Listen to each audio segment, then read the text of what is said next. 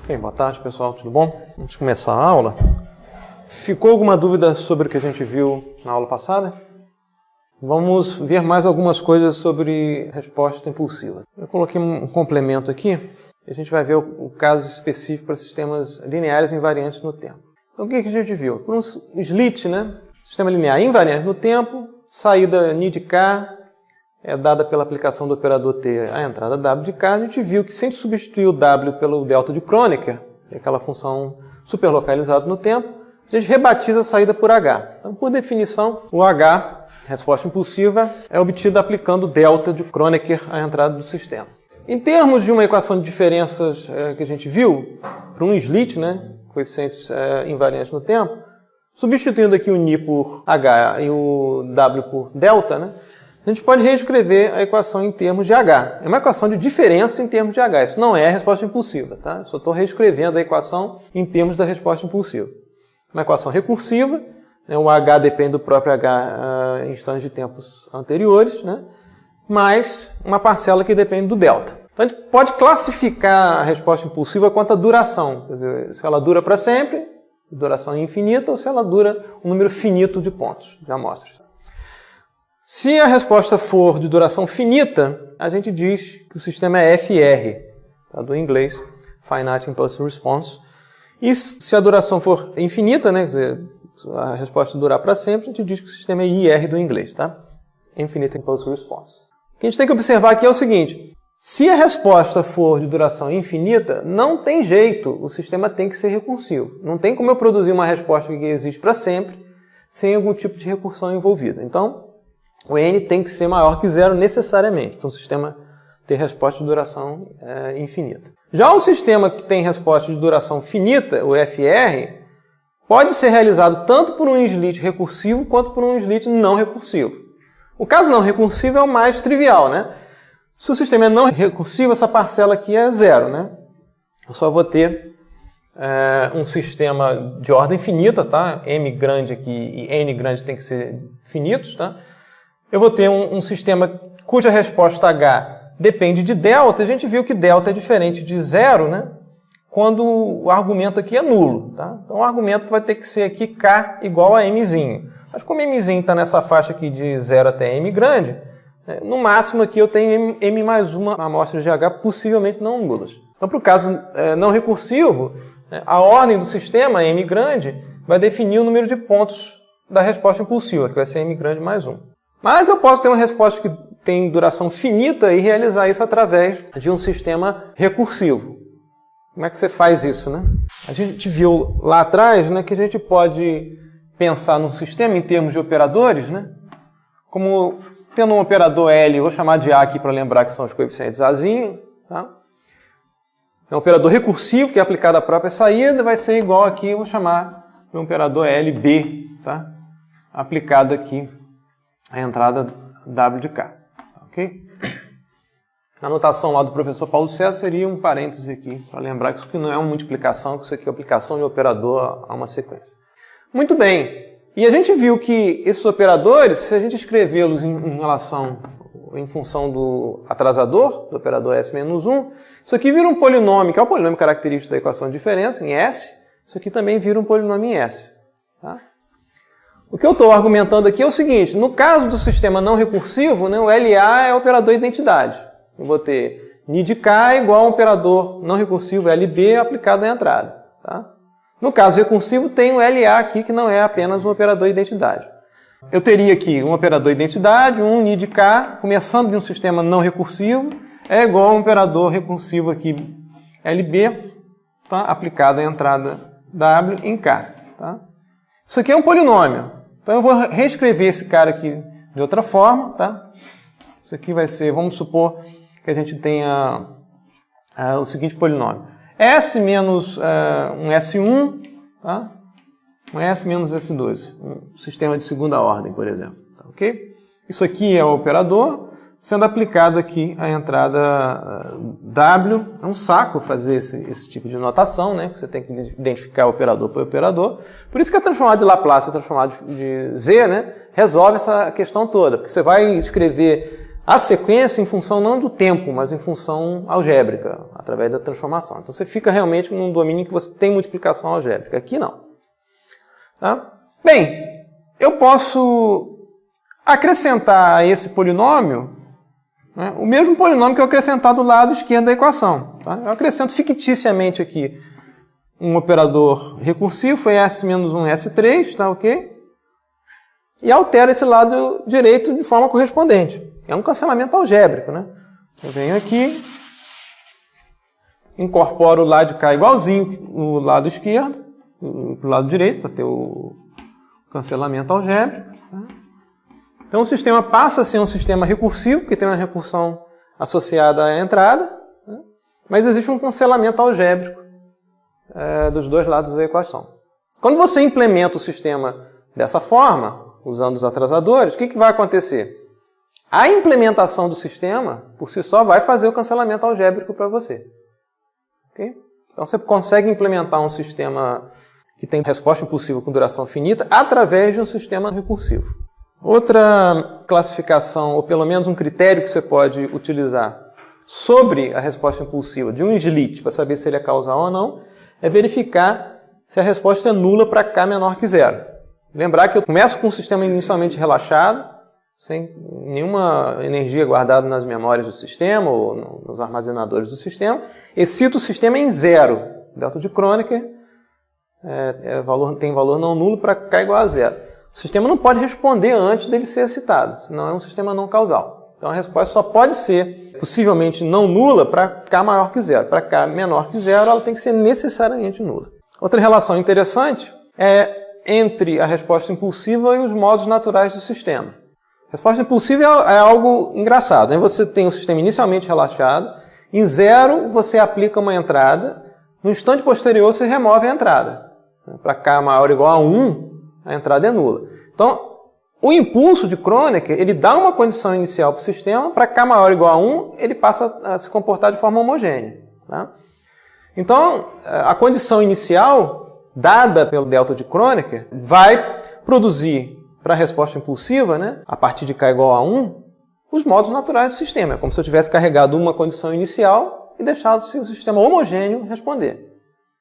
No caso daquela implementação direta, né, a gente pode mostrar que a resposta impulsiva ela corresponde a uma das soluções fundamentais, que é aquela em que você carrega uma das bases canônicas como condições iniciais do sistema. Só que ela vai ser atrasada porque ao invés de começar em zero, vai começar em 1.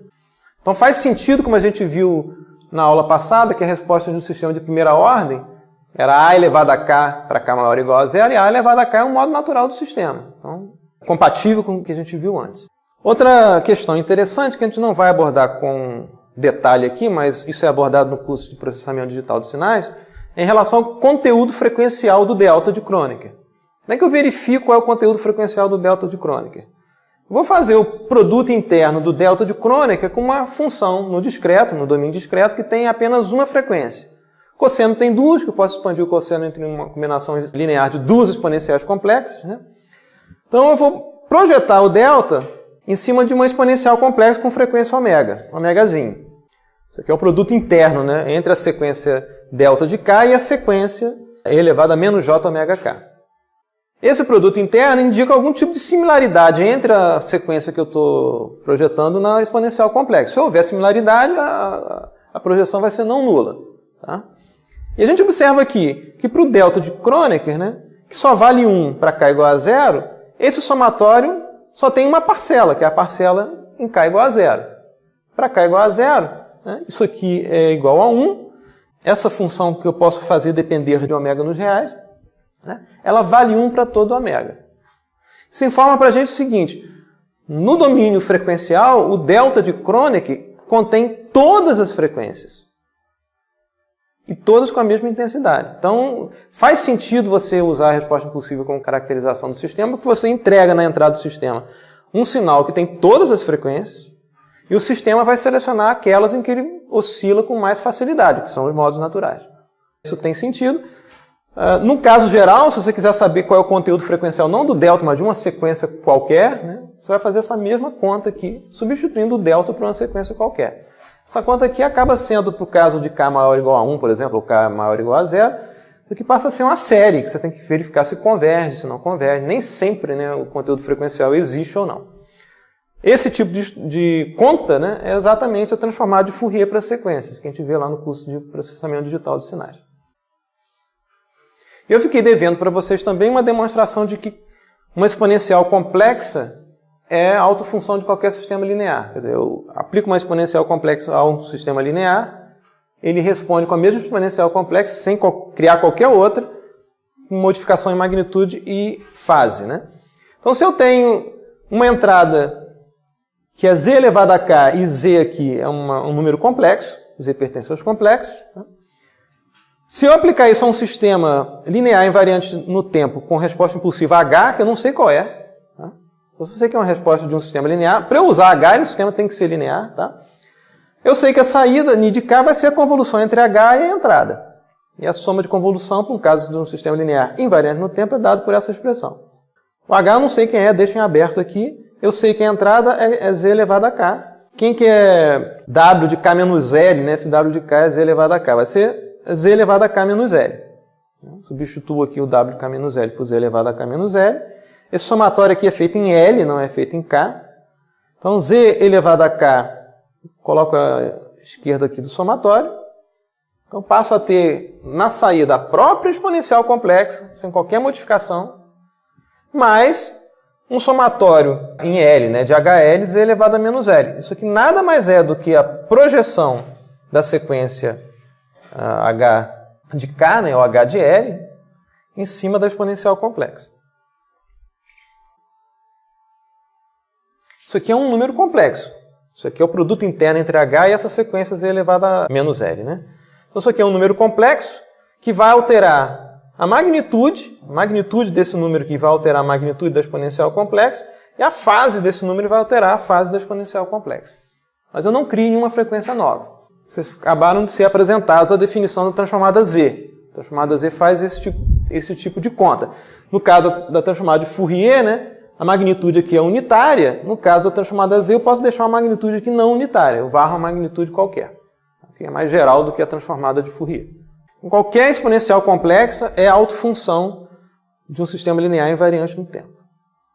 Então, muitas vezes, esse tipo de verificação no domínio frequencial é feito para você saber se o sistema é linear ou não. Se o sistema recebe um conjunto de sinais, né, com certas frequências, ele tem os modos naturais. Se aparecer na saída do sistema qualquer frequência que não seja ou dos modos naturais ou da entrada, o sistema é não linear. Tá? Ele criou frequências que não existiam ou como naturais dele ou como frequências da entrada.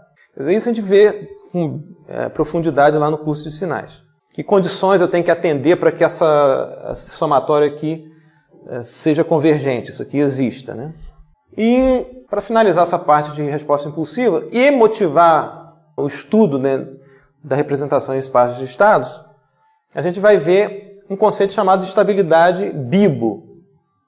BIBO aqui vem do inglês de Bounded Input, Bounded Output. A verificação é feita através de norma, né? Norma de sequência, só para relembrar aqui, a norma P de uma sequência S qualquer, esse S que não tem nada a ver com uma função integral que a gente definiu antes. Se quiser saber a norma P da sequência S, a conta é simples, eu faço somatório em K dos valores de S de K em módulo, elevados a P, depois pego esse resultado, faltando um parênteses aqui. Não, tá certo. Depois pego o resultado desse somatório e elevo a 1 sobre P. Isso se P for maior ou igual a 1 e menor do que infinito. Tem que ser limitado o P ali. Tá? Quando P é infinito, né, a gente substitui essa conta aqui pelo máximo do valor em módulo para todo K, né, da sequência S de K. Então, isso define aí a norma P. E associadas às normas, né, existem os espaços normados. O espaço normado LP, por exemplo, é aquele em que moram todas as sequências S de K que tem norma P finita. Tipicamente se usa P igual a 1, que é a norma 1, que também é chamada na literatura de Manhattan, o pessoal de computação usa muito isso, TextCab. A norma 2 é chamada de norma euclidiana. E a norma infinito, né, é utilizada, por exemplo, a otimização do tipo minimax. Você quer minimizar não o erro médio quadrático, que seria característico, por exemplo, do uso da norma 2, minimizar a norma 2 do erro, mas você quer minimizar o maior erro existente.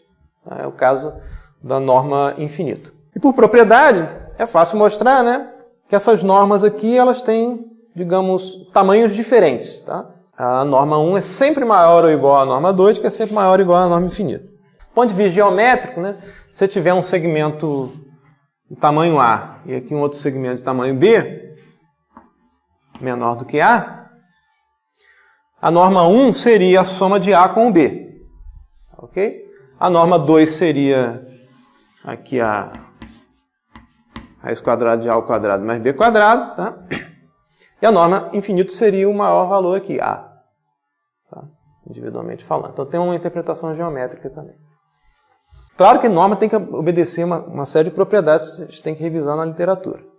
Isso é bem rapidamente. Qual é o conceito de estabilidade Bibo e que transcende a sistemas lineares? Isso é um conceito geral. Estabilidade Bibo implica o seguinte: se eu digo que o sistema é Bibo estável, então, para qualquer entrada, ou toda entrada pertencente ao L infinito, ou seja, toda entrada de amplitude limitada, a saída também tem a amplitude limitada. A sequência de saída também está no L infinito, no espaço normado L infinito. Tá? Então, se eu tiver um sistema não linear, por exemplo, Ni de K é igual a W ao quadrado de K, isso aqui não é um sistema linear. Para qualquer entrada W aqui limitada, né, e eu levar o pior caso aqui ao quadrado, continua um valor limitado. Então, isso é um sistema bibestável. Isso aqui não é verificação. Nesse caso aqui deu para a gente fazer a verificação, porque é um sistema muito simples. Mas no sistema mais complicado, né, é toda e qualquer entrada que você imaginar. Sistemas lineares, você reduz o seu problema. Basta verificar se a resposta impulsiva está no L1. Tem norma 1 finita. Ok?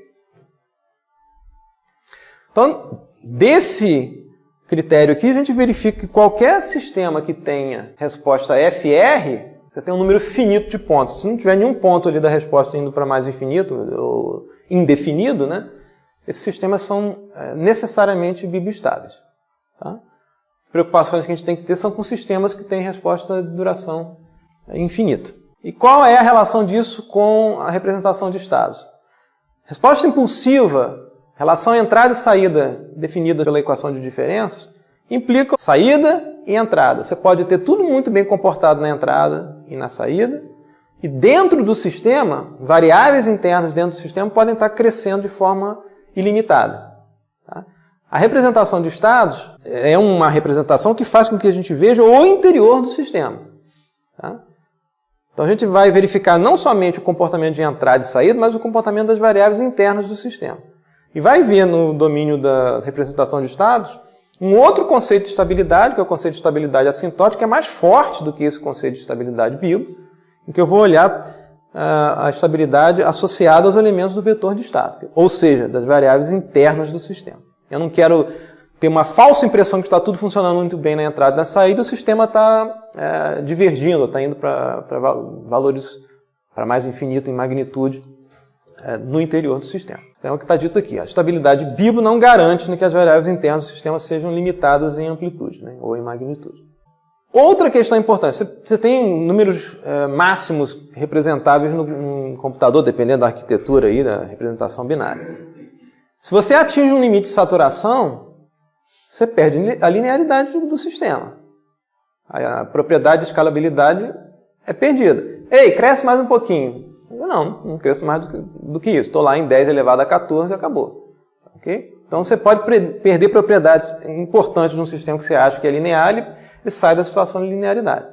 Então isso aqui foi mais para motivar, né, por que a representação em espaço de estados é mais rica do que essa representação entrada-saída ou a representação através da resposta impulsiva. A gente não consegue ver nessas representações que a gente viu até agora o que acontece dentro do interior do sistema. Outra motivação que a gente apresentou na última aula foi o fato de poder representar sistemas com múltiplas entradas e múltiplas saídas, que a gente não consegue fazer aqui com a equação de diferenças. E outra informação importante, como eu disse na aula passada, eu consigo representar um sistema de ordem n através de uma expressão matricial, vetorial, com dinâmica de primeira ordem. Então, no caso linear, né, eu vou bypassar aqui a possibilidade de escrever um sistema não linear na representação em espaço de estados. Mas no caso de um sistema linear, a A gente pode separar o problema de obter relação entre entrada e saída do sistema em duas partes. A gente vai rebatizar nessa parte aqui a entrada W por U, tá? E a saída Ni por Y. Continua sendo um sistema agora que vai ter múltiplas entradas, então vai ser um vetor aqui de M elementos, U1 até um N, vai formar o vetor de entrada, e vai ter um vetor de saída aqui, Y de K, que para cada K é um vetor aqui de P pontos. A gente vai separar a representação em duas partes, tratando de sistemas recursivos, né? As memórias do sistema não redundantes vão ser alocadas aqui no chamado vetor de estado, que a gente vai batizar de X. E para um sistema de ordem N, sem redundância, você tem N estados, N condições iniciais. Então o vetor X vai pertencer ao Rn. O vetor U ao Rmzinho, né, e o vetor Y ao Rp. A gente separa o problema em duas partes. A parte recursiva vai estar associada à atualização do vetor de estados, né, que depende do próprio vetor de estados, através de uma dinâmica de primeira ordem. Então, x de k mais 1 é igual a matriz AX de k mais BU, e eu posso escrever essa equação de forma matricial porque o sistema é linear. Se não fosse linear, eu não poderia fazer isso. Seria uma função genérica qualquer. Como é linear, eu posso escrever através de um produto aqui, matriz vetor. Tá? Então vai ficar claro para a gente que a matriz A vai encapsular aqui a parte recursiva do sistema, que no caso de equações de diferença estaria associado ao polinômio característico da equação de diferença. Ou ao operador LA, né? O operador que é aplicado à própria saída. A gente verifica que o estado ele é afetado pelo próprio estado no instante anterior e também pela entrada, através aqui da matriz B. E uma vez obtendo aqui o estado atualizado, né, a gente pode obter a saída. Na verdade, a gente não precisa atualizar o estado para obter a saída, porque a saída depende do estado atual. Tá? Então você pode pensar nessa equação da seguinte forma: começa em um determinado estado, computa a saída e atualiza o estado. Você vai ficar fazendo um flip-flop aqui entre essas duas equações. A saída ela é dada através de uma relação linear com o estado, através da matriz C, e com a própria entrada, através da matriz D. Então, do ponto de vista de um diagrama de blocos, né, escrevendo aqui agora essas linhas, essas setas grossas como elementos vetoriais, né, você está passando vetores aí por essas linhas, você identifica numa determinada parte do sistema os estados. Os estados vão estar guardados em memória. Tá? Então, estão aqui como saídas, né, de N grandes elementos de memória. Se o estado em K está aqui, passando aqui pelo elemento atrasador, eu estou no estado x de k mais 1. Ou melhor falando, né? Eu estava aqui no estado em k mais 1 e guardei o estado em memória, né? E aqui é o estado em K. É a operação de atraso que a gente viu antes. Como é que eu atualizo o estado sabendo o estado atual? Né? Eu tenho que multiplicar por A. AX, está aqui, né? Mais BU. É essa equação aqui. E para computar a saída, eu preciso verificar a dependência da saída com o estado, isso é feito através da matriz C, e pode ter um elemento aqui que bypassa, né, toda a parte recursiva do sistema, né, e influencia diretamente a saída através da matriz D. Esse é o caso mais geral possível. Com essa representação, a gente vai olhar aqui as variáveis internas do sistema, que são os estados, né, e vai verificar não somente se essas variáveis estão bem comportadas, e essas aqui também, quer dizer, as variáveis de entrada e saída, e também se as variáveis internas do sistema estão bem comportadas, não tem ninguém crescendo lá indefinidamente em magnitude. Essas matrizes A, B, C e D, para um caso de um sistema linear e variante no tempo, os elementos dessas matrizes podem mudar K a K. Significa que a cada instante de tempo os elementos de A, B, C e D estão mudando. No caso de um sistema invariante no tempo, os elementos dessas matrizes são fixos em relação ao tempo. Então eu consigo representar um sistema linear variante no tempo através da representação de estados. A vantagem disso tudo é que a gente tem uma dinâmica de primeira ordem. Né? A equação de atualização de estados é que tem uma dinâmica de primeira ordem. Né? Então eu uso essa dinâmica de primeira ordem vetorial matricial aqui e depois encontro a saída. Tá? Então tudo que a gente viu para uma equação de diferença de primeira ordem vai ser útil aqui para a gente. Relembrando lá uma equação de primeira ordem, né? Equação de diferença de primeira ordem. Ni de K é igual a Ni de K menos 1. Né? Caso homogêneo implica aqui um Ni de K solução como sendo A elevado a K em zero, que é a condição inicial em zero. Se a gente fizer as contas aqui, fizer uma tabelinha para obter a solução do sistema homogêneo para a atualização do estado, mesma nomenclatura de antes, tá? O sistema homogêneo vai ser aquele em que a entrada vai ser nula, o U vai ser zero, tanto na equação de atualização de estados quanto na equação de saída. Então, se a gente fizer no braço aqui, tabela K, x de K, a gente vai obter uma solução que vai ser o estado, que é um vetor no Rn, para cada instante de tempo K, A elevado a K, x0, onde x0 é o estado inicial. O paralelismo aqui entre o caso escalar e o caso matricial é direto. Tá? Só tem que lembrar que essas multiplicações no caso vetorial têm ordem, né? Não vai botar x0 A elevado a K. Né? Bem, uma vez que eu obtive a solução para o estado, que é a parte recursiva do sistema, eu obtenho a saída simplesmente plugando aqui o valor de x na equação de saída. No caso homogêneo, y de k vai ser cx, porque o U é igual a zero, então vai ser c que multiplicar a elevado a k x0. Então eu consigo obter o valor da saída, no caso homogêneo, conhecendo a condição inicial, ou o estado inicial, no caso aqui, né, e fazendo essa conta ali. Você vê que o elemento do ramo de realimentação, que é o A, no caso escalar aqui, né, passa a ser a matriz A, que tem a ver com o elemento recursivo do sistema. É a matriz A que faz com que o x dependa do próprio x. Em termos de dimensão, a gente tem que lembrar que a dimensão de B tem que ser tal que, ao eu multiplicar BU, eu tenho que ter n grandes elementos. E assim por diante. Né? É a mesma coisa aqui. A dimensão de C tem que ser tal que esse vetor no Rn, ao ser multiplicado pela matriz C, fique um vetor no RP. E assim por diante. Tem que lembrar da compatibilidade dimensional aí. Mesma história de antes que o professor Paulo César já falou, né? Para cada condição, ou para cada estado inicial aqui, a saída y de k é única. Mesma história que a gente viu antes no caso de equações de diferença. Para o caso não homogêneo, na hora que eu considero também, para atualizar o estado, a entrada U não nula, se eu fizer as contas, faço uma tabela, eu vou encontrar essa expressão da mesma forma que a gente encontrou antes. Parte homogênea, a elevado a k, estado inicial, mais aqui, né, um somatório de A elevado a K menos 0 e menos 1, aqui de 0 até K menos 1. Esse BU aqui seria o nosso W, no caso anterior. Só fazer as contas, se a gente olhar lá a expressão anterior, né, vai ver que tem essa mesma cara menos da mudança da faixa somatória aqui, porque a gente está trabalhando de K mais 1 para K, e não de K para K menos 1. E a gente percebe aqui que isso aqui pode ser visto abstratamente como sendo a projeção da entrada U na resposta do sistema, aqui dada em L, revertida no tempo. Tá? A resposta do sistema natural é A elevado a K. Aqui a gente vê que a resposta é A elevado a L deslocada de K, porque eu estou fazendo somatório em L, né? E projetando isso na entrada BU, modificada aqui. Então é a mesma ideia de antes. Obtenho a solução para o estado. Como é que eu obtenho a saída? Plugo aqui. No lugar do vetor de estados na equação de saída, a expressão dele. Ela passa a ter essa expressão aí. Então, separei o problema em duas partes. Né? Eu consigo computar a saída através do estado e o estado através da entrada do próprio estado. Como é que a gente obtém a equação de estados a partir de um diagrama de blocos? Regra de bolo. Né?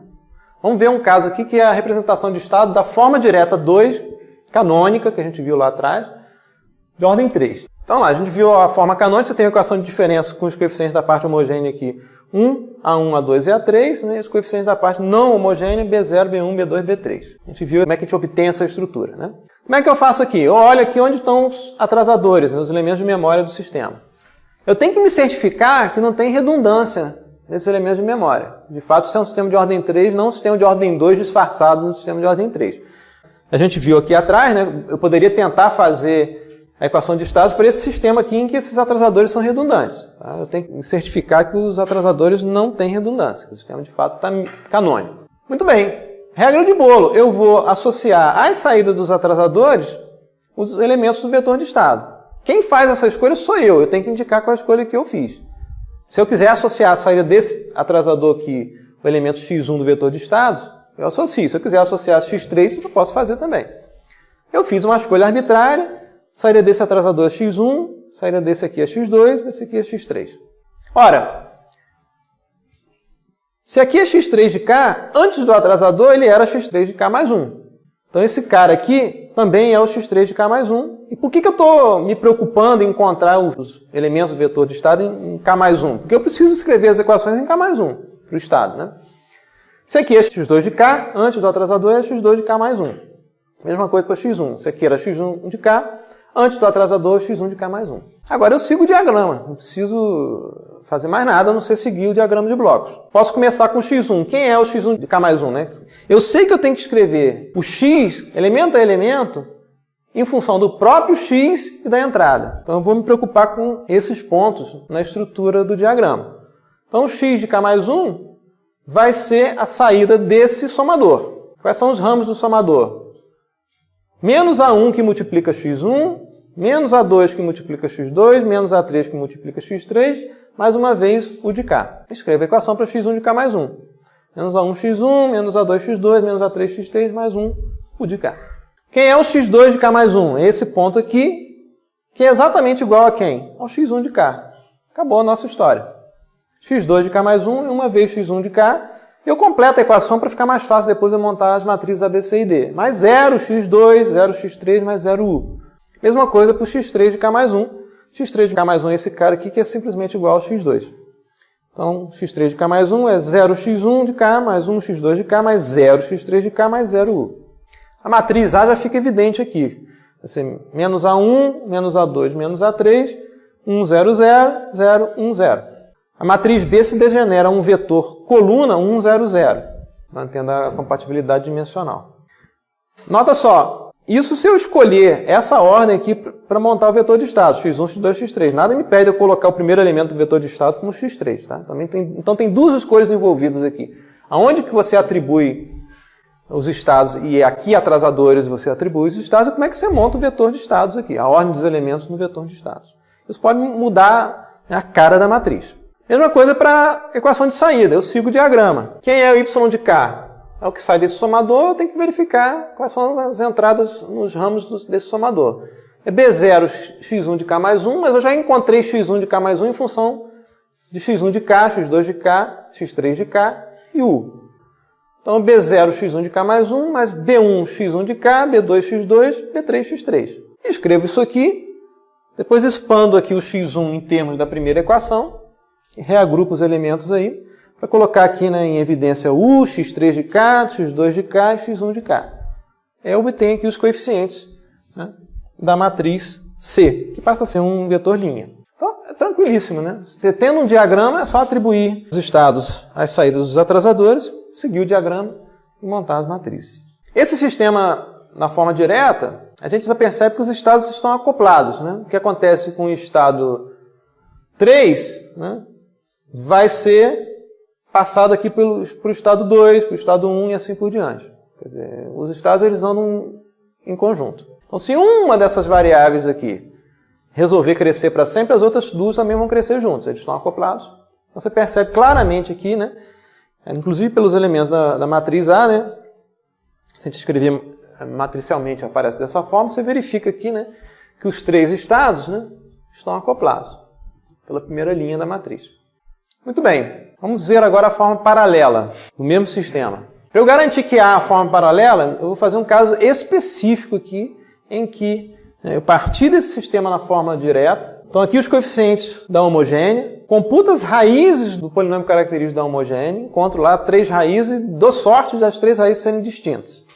Então eu posso escrever, como a gente viu lá atrás, a saída y de k como uma combinação linear, né, das raízes elevado a k. Então C1 lambda 1 elevado a k, mais C2 lambda 2 elevado a k, C3 lambda 3 elevado a k. Lambda 1, lambda 2 e lambda 3 são as raízes do polinômio característico da equação de diferença. Só posso fazer isso por causa das raízes serem distintas. Se forem raízes iguais aqui, eu tenho que modificar a sua estrutura. Mas para esse caso, eu posso escrever a saída y de k como a soma da solução de 3 sistemas de primeira ordem. Isso aqui é a solução do sistema de primeira ordem, isso aqui é a solução do sistema de primeira ordem. Então eu escrevo aqui o primeiro sistema de primeira ordem, né? Quem é o termo aqui do ramo de realimentação? Vai ser lambda 1.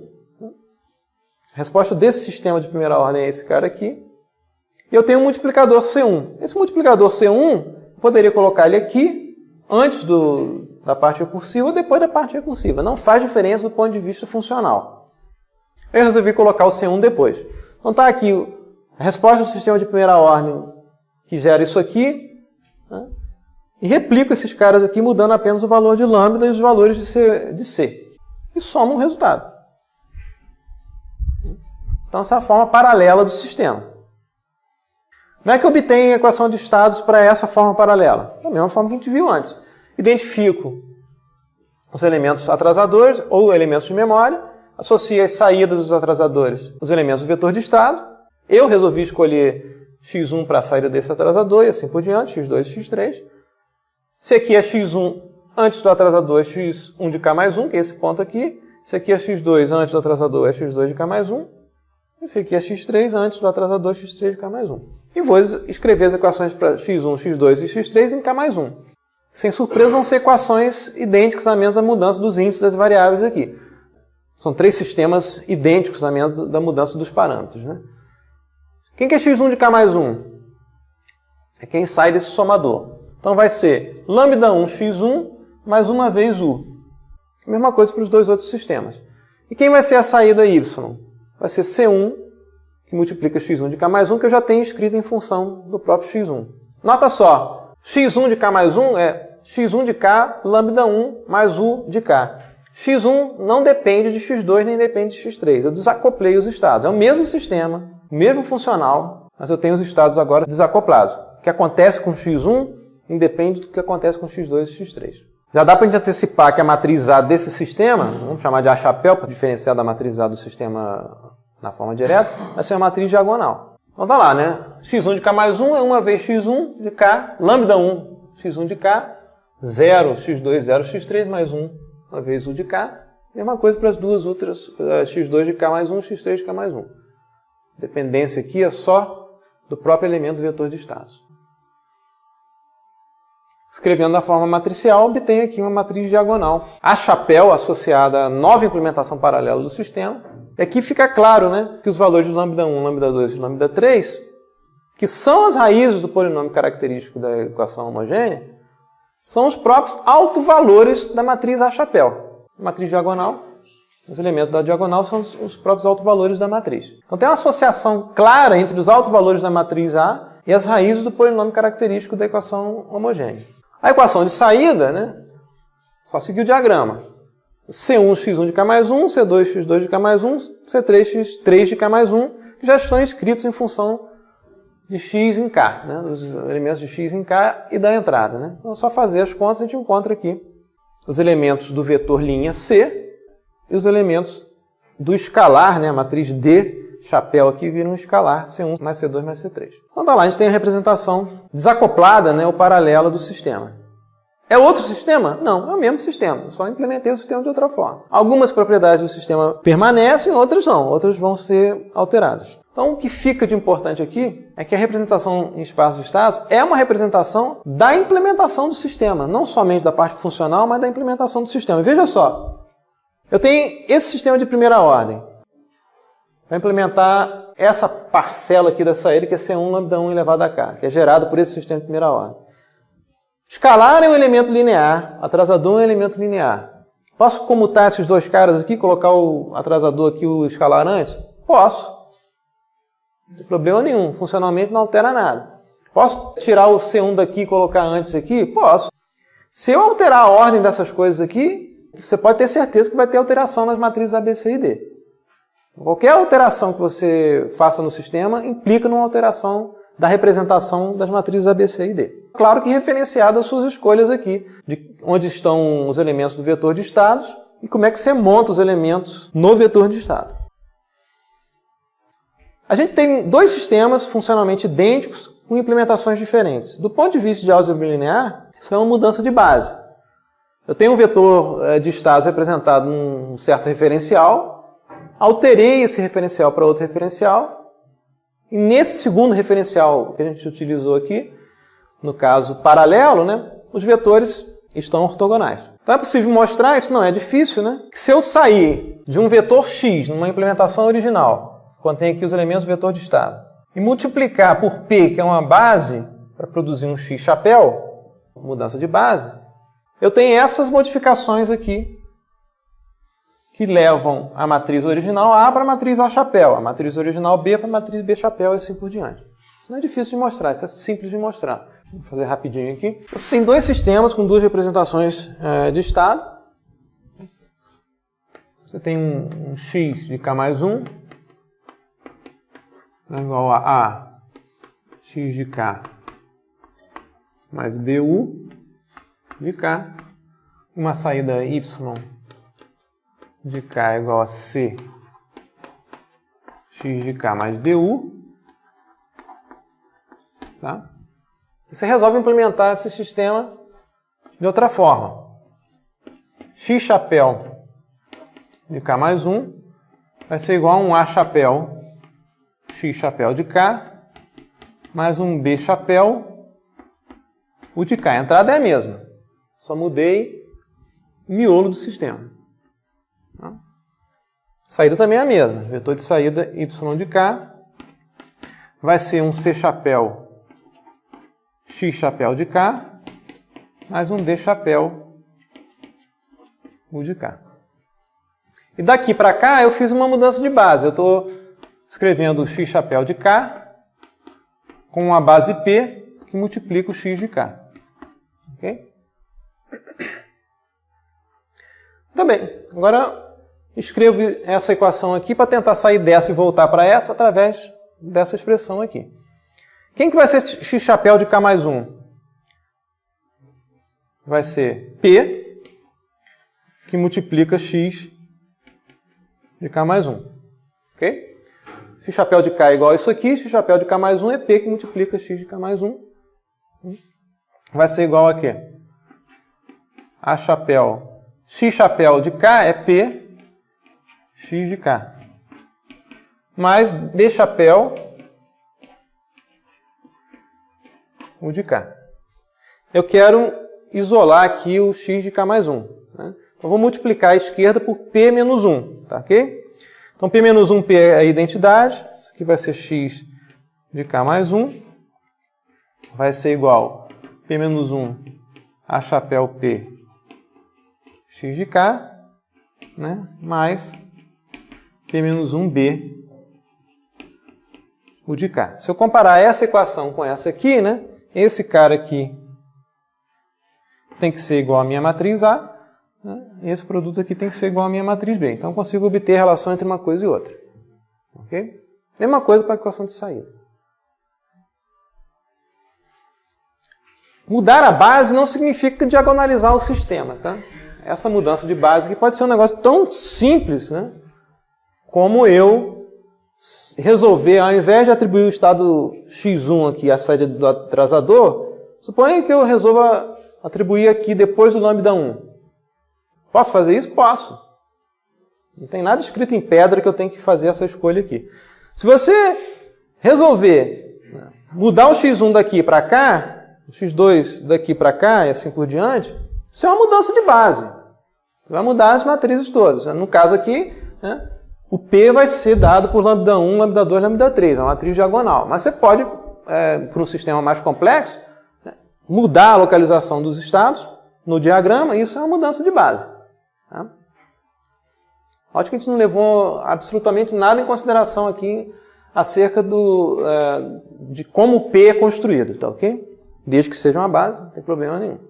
No caso particular de eu construir, né, as colunas de P como os autovetores da matriz A original, eu parti do sistema lá, no caso da forma direta, tem aquela matriz A, que é essa matriz aqui.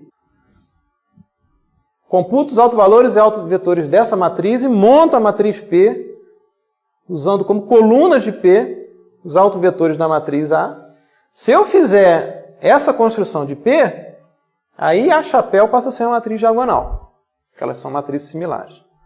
Okay? Nesse caso particular, em que eu tenho os três autovalores distintos, eu posso fazer isso sem problema. Se por acaso os autovalores não forem distintos, se eu tiver raízes repetidas, eu não vou poder usar a forma diagonal, não cabe a forma diagonal. Por que não cabe, né? Se eu tiver dois autovalores iguais, esse sistema é exatamente igual a esse sistema. Então, eu posso simplesmente usar um sistema só. Eu preciso usar dois sistemas. Esses dois sistemas são redundantes. Eu não consigo ligá-los em paralelo, vou ter que ligá-los em série. Então não consigo usar a estrutura diagonal ou desacoplada, mas eu quero uma estrutura que seja a mais próxima possível de uma estrutura diagonal, porque é mais fácil elevar isso a K, por exemplo, as propriedades desse tipo de matriz, por exemplo, matriz triangular superior, triangular inferior, são adequadas para você trabalhar com uma exponenciação, né? Elevar isso a um determinado valor K. Então, quando a gente faz essa ligação série paralela, quando a raiz se repetir, você acaba caindo numa das formas de Jordan associadas à matriz original A. Os autovalores de A vão ter papel importante, né, na chamada estabilidade assintótica que o professor Paulo César vai definir mais tarde. Algumas propriedades não mudam no caso ideal, tá? Estou considerando que todos os coeficientes aqui do sistema não foram quantizados, qualquer valor que você puser ali, π, é o π exatamente, etc. Okay? Se não houver quantização numérica nenhuma, nenhum problema numérico, a estabilidade do sistema não muda por mudar a implementação, mas outras propriedades mudam. O professor Paulo César também vai definir mais à frente o conceito de observabilidade e controlabilidade. Basicamente tem a ver com a capacidade de você conectar controlabilidade, por exemplo, o estado à entrada, você controlar o estado através da entrada, e observabilidade, você observar o estado pela saída. Naquela forma paralela que a gente implementou aqui, eu consigo nessa estrutura sempre um caminho direto entre a entrada, né, e o estado. Entretanto, o caminho entre o estado e a saída depende de um multiplicador C1. Se esse cara valer 0, eu perco a conexão entre o estado x1 e a saída. Então esse estado x1 não passa a ser observável na saída. Se eu trocar o C1 daqui e colocar ele aqui, eu mudo a propriedade de sistema C1 não observável para não ser controlável. Porque se C1 for igual a 0, eu abro o caminho entre a entrada e o estado. Então, dependendo da implementação que você faz, você pode alterar propriedades de controlabilidade e observabilidade que serão definidas mais tarde. E dependendo da implementação do sistema, a estrutura pode ser mais ou menos sensível a erros numéricos, de quantização numérica. Tá? Note bem, essas contas aqui, soma, multiplicação por escalar, são feitas de forma imprecisa no computador. Isso não é exato. Quando você soma aqui, se por acaso passar do limite da faixa, você pode ter um erro. Mesma coisa no valor de lambda 1. Você vai representar lambda 1 com um número finito de bits. Quando você faz a conta que soma dois caras aqui, isso aqui é quantizado. Então você tem quantização envolvida em todo o sistema. Essa forma paralela, por exemplo, ela é mais robusta a quantização dos coeficientes do que a forma acoplada. Nota só, quando você tem uma forma acoplada, o erro que acontece aqui é propagado para o próximo estado. Né? No caso da forma desacoplada, o erro acontecendo num ramo do somador não tem nada a ver com o erro acontecendo no outro ramo do somador. Tá? Então a gente vai ver um exemplo lá no último módulo acerca dessa robustez numérica. E para finalizar essa parte, só para formalizar um pouquinho melhor a conexão entre as raízes do polinômio característico e os autovalores de A. Então a gente viu que a gente pode escrever a equação de diferença dessa forma aqui em termos do operador S-1.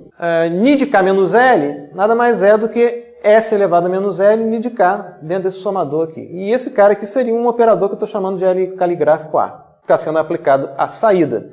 É um operador recursivo. Está em vermelho aqui porque eu vou destacar só a parte que interessa. Tá? Mesma coisa para o lado direito da equação. Vou escrever o lado direito da equação em termos de um operador LB em função do atrasador. Então, eu posso escrever o Ni de K simbolicamente como LA elevado a menos 1. Isso não é necessariamente o operador inverso ao LA. É só uma questão simbólica aqui. Quando apareceu LA, significa aqui que eu estou aplicando de fato ele a Ni, não a W. E vale notar o seguinte, esse operador LA nada mais é do que o polinômio característico da equação homogênea. Do ponto de vista de computar as raízes do polinômio característico, você escrever o polinômio em S ou em S elevado a menos 1 não faz diferença nenhuma para a cômputo das raízes. Então é o mesmo polinômio. O polinômio característico foi definido dessa forma aqui. Se eu substituir S aqui, né, você vê que é igualzinho a menos de um multiplicador S elevado a N ali. E a gente viu que as raízes do polinômio característico da equação homogênea definem os modos naturais do sistema. Se lambda é a raiz do polinômio característico, um dos modos é lambda elevado a K. Muito bem. Descreve a mesma equação usando a representação de estados.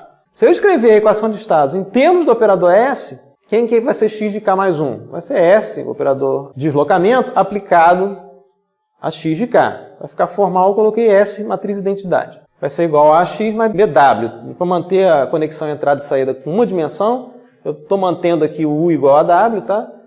Ao invés do Y, eu estou usando o Ni. Olha lá. A parte recursiva do sistema está associada à matriz A. Né? Se eu passar esse cara para o lado de lá, para o lado esquerdo, então vai ser SI menos A aplicado a X é igual a BW. E se eu isolar o X, né?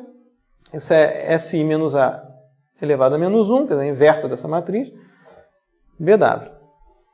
E se eu aplicar o X na equação de saída, eu obtenho, né, que é uma relação linear através da matriz C e da matriz D, né? É C, SI menos A menos 1, B mais D, aplicado a W. Se a gente pensar em termos de denominador, simbolicamente, o denominador desse operador é esse cara aqui.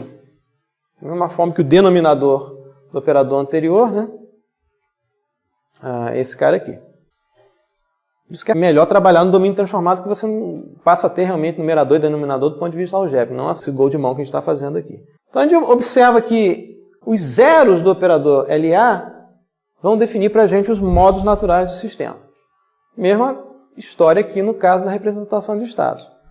Esse cara aqui é que dá conta da parte recursiva do sistema. Os zeros, né, desse operador é que vão ser os modos naturais do sistema.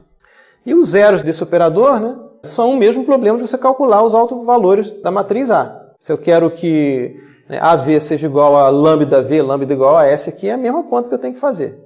Aí como é que isso vira um polinômio? É só lembrar, né, que se eu chamar esse cara aqui, SI menos A, de um P, que depende de S, tá? Se tiver a inversa, né, o P inverso aqui vai ser a adjunta de P dividido pelo determinante de P. Aqui você encontra o polinômio associado, né, na matriz A.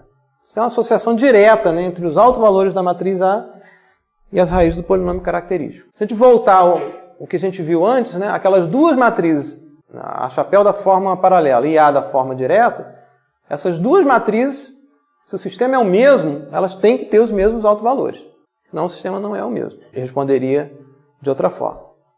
E qual é o papel dos autovetores nessa história toda? Eu sei que os autovalores vão definir, né, os modos naturais do sistema. Lambda é autovalor de A, né? Isso aqui não é vetor. E qual é o papel dos autovetores nessa história? Os autovetores são as direções preferenciais de oscilação. Você consegue verificar isso, por exemplo, associando os autovetores às condições iniciais de uma equação de diferença. Suponha que você tem uma equação de segunda ordem, dois autovalores distintos, duas raízes do polinômio característicos distintos. Você sabe, por exemplo, que a saída Ni de K vai ser um C1 lambda 1 elevado a K, mais um C2 lambda 2 elevado a K. Tem dois modos naturais de oscilação aqui. Se você carregar como condição inicial da homogênea os elementos dos autovetores, você some com um desses caras aqui e fica só com esse cara aqui. E vice-versa. Você consegue remover a influência dos modos entre si. Tá? Como é que você faz isso? Carregando os elementos dos autovetores como condições iniciais do sistema. Isso é fácil verificar numa simulação de MATLAB. Você está excitando o sistema numa das direções preferenciais de oscilação. Tá? Se você carregar qualquer condição inicial indistintamente aqui, você passa a excitar os dois modos. Muito bem. Então a gente encerra essa parte teórica e começa a parte dos módulos. Ficou dúvida sobre o que a gente viu até agora? Então vamos começar rapidamente o módulo 1 e depois a gente continua na próxima aula. O módulo 1 tem a ver com sistemas de primeira ordem. A gente vai ver um problema simples, que é no sistema acumulador, para fins, por exemplo, cálculo de precipitação de chuva. Você está querendo saber quanto choveu dentro de um intervalo de tempo. Então, tipicamente, os módulos vão funcionar dessa forma. Eu vou propor um problema que envolve alguns exercícios, mostrar a solução não só analítica, teórica do problema, mas também a implementação computacional, e posso deixar alguns exercícios extras para vocês fazerem. Então, a gente vai ver primeiro aqui o sistema acumulador, depois vai ver um outro problema que é o de média exponencial aplicado a finanças, tá? E vai ver um caso de um sistema de filtragem dinâmica usando o sistema média exponencial. Nesse caso aqui, o sistema é variante no tempo. Então, o sistema acumulador é simples, né? O problema é o seguinte: eu quero computar o acumulado da precipitação pluviométrica medido numa estação, tipicamente é feito de 15 em 15 minutos, a partir de um determinado instante inicial K0.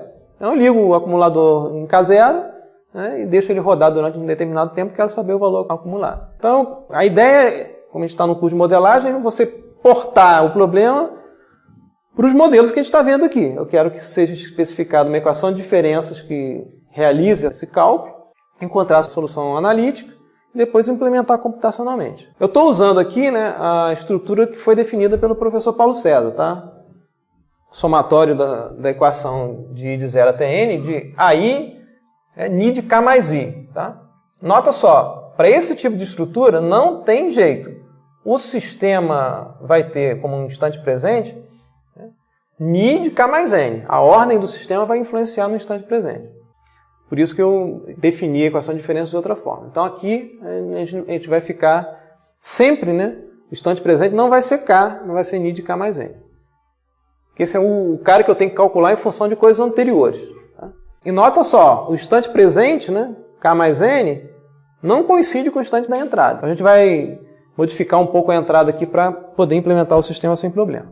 Porque veja só, o sistema acumulador, eu quero computar a saída no instante presente K mais N usando o que acontece em K mais N também. Não vou esperar ter um atraso entre a entrada e a saída porque a estrutura não me permite fazer isso. Como é que a gente faz a computação do sistema acumulador? Valor acumulado no instante K mais 1, sistema de primeira ordem. Esse é o instante presente, K mais 1. Vai ser o valor acumulado no instante anterior, mais o valor novo que apareceu.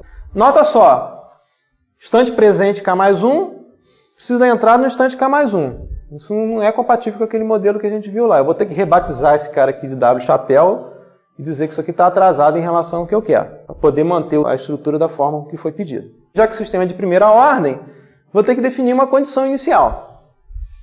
Isso é um problema prático, né? Eu vou começar a computar o acumulado de chuva num determinado instante K0. Suponha que eu não tenha nenhuma informação prévia do que aconteceu. O que eu faço? Ou você coloca não tem nada acumulado, ou você, na melhor das hipóteses, diz que o valor acumulado em K0 é o valor de precipitação no instante inicial. Então tá lá. Com essas suposições aqui, né? Rebatizei o meu W de K mais 1 de W chapéu para ficar compatível com a estrutura. Isso aqui é uma decisão arbitrária, de chamar o Ni de K0 igual a W de K0, por falta de escolha melhor. Tá? E pronto, agora é implementar o sistema. E a gente vai usar o MATLAB para fazer isso. Encontrar a solução analítica é a coisa mais simples, a gente já fez antes, uma tabelinha K, Ni de K mais 1, note que aqui é o instante presente de K mais 1. A condição inicial é em 0, tá? Que eu defini como W de 0. Faço a tabela e vou encontrar aqui, e sem surpresa nenhuma, eu vou encontrar aqui o Ni para um instante qualquer, que é o somatório de 0 até Q, de WI. E define para a gente o sistema de acumulação de 0 até Q. E o resto é implementar isso no MATLAB, né? Não sei se vocês têm familiaridade com o MATLAB, mas é isso aqui, você limpa todo o espaço de variáveis, fecha as figuras, limpa a tela, né?